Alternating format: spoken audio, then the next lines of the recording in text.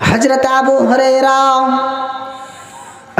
আবু হুরায়রা রাদিয়াল্লাহু তাআলা আনহু তিনি নতুন ইসলাম কবুল করেছেন।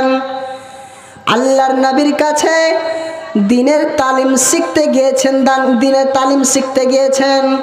বিশ্বনবীর কাছে দ্বীনের তালিম নিতে অনেক রাত হয়ে গেল। রাত হয়ে যাওয়ার পর হযরত আবু হুরায়রা রাদিয়াল্লাহু তাআলা আনহু তিনি বাড়ির দিকে আসলেন। বাড়িতে যখন আসলেন তার মা বলছেন, বেটা আবু হুরায়রা তুমি কোথায় গিয়েছিলা? আবু হুরায়রা তুমি কোথায় গিয়েছিলা বেটা?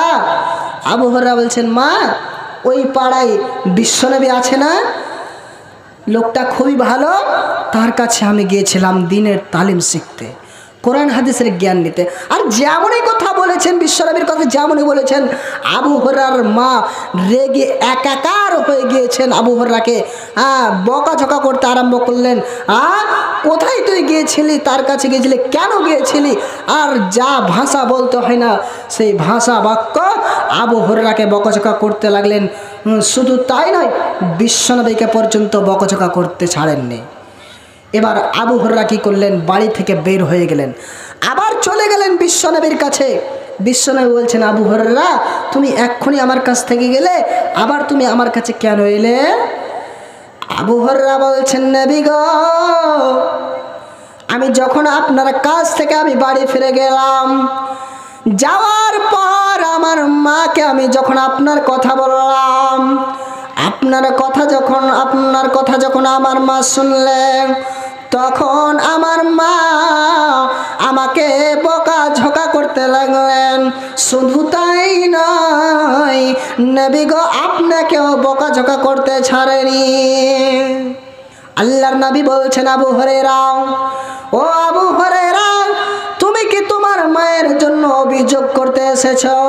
আবু হুরায়রা তুমি কি তোমার মায়ের জন্য বিচার দিতে এসেছো?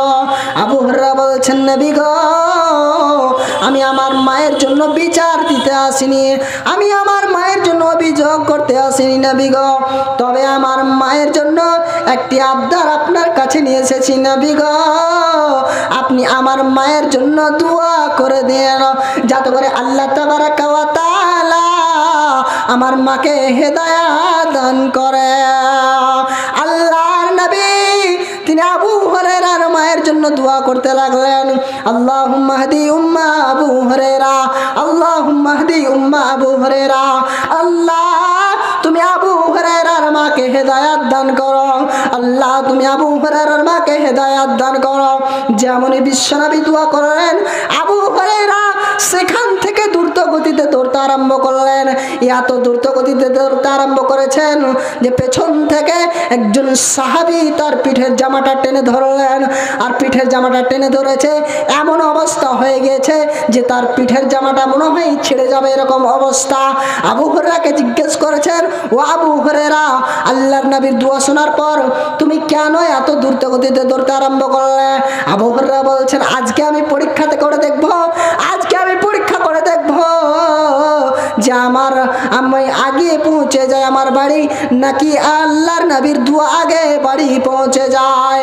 এরপরে আবু হুরায়রা দৌড়তে আরম্ভ করলেন। বাড়ির দরজায় তিনি এবার দাঁড় হয়ে গেলেন। আবু হুরায়রার মা দরজা খুলে দিলেন। আবু হুরায়রাকে বলছেন, বেটা রে, আমি তোমাকে যে কেন বকাঝকা করলাম বেটা, আমি নিজেই বুঝতে পারছি না বেটা, তুমি আমাকে নিয়ে চলো, আমিও ইসলাম কবুল করব, আমিও কালেমা পড়ব, তুমি আমাকে বিশ্বনবীর কাছে নিয়ে চলো। এবার আপনি পূর্বে চলে যান ঘটনাটা। আপনি তো প্রশ্ন করেছিলেন, মৌলভী সাহেব আমার মা আমাকে ভালো কাজে বাধা দেয়, তো আমি কি করবো, এখন মারবো না? ঘটনা তো শুনলেন, কি করবেন আপনি দেখে নেন। আবু হুরায়রাকে তো তার মা ভালো কাজে বাধা দিয়েছিল বিশ্বনবীর কাছে, আর দ্বীনের কথা কোরআন হাদিসের কথা শিখতে গিয়েছিলেন, তার মা বাধা দিচ্ছিল, বকাঝকা করছিল। আবু হুরায়রা সেই সময় তার মাকে মারতে পারতো না, গালে চড় মেরে লাল করে দিতে পারতো। কেন মারেনি? সেই অনুমতি, সেই পারমিশন বিশ্বনবী দেয়নি। তাহলে আপনার মা আপনাকে যতই বকাঝকা করুক না কেন, যেমনই বকাঝকা করুক না কেন, আপনাকে চুপ থাকতে হবে। এক্ষুনি যদি আপনাকে বলে আব্দুর রহমান বাড়ি থেকে বের হয়ে যাও, একটা কথা আপনি বলতে পারবেন না, একটা কথা বলতে পারবেন না, আপনাকে সুসুর করে আপনাকে বাড়ি থেকে বের হয়ে যেতে হবে। জি, আপনার মা আপনার মা যদি বাড়ি থেকে বের হয়ে যেতে বলে, বিনা কারণে আপনি কিছুই বলেননি, আপনাকে বাড়ি থেকে বের হইতে হবে। এবার বলবেন মৌলভী সাহেব কেন আমি বাড়ি থেকে বের হয়ে যাব, আমার মা তো সবই ভুলভাল করছে। আরে আপনার মা কিয়ামতের মাঠে বুঝবে, আল্লাহকে জবাব দিতে হবে। তুমি চুপচাপ থাকো, তোমার কাজটা তুমি বজায় রাখো।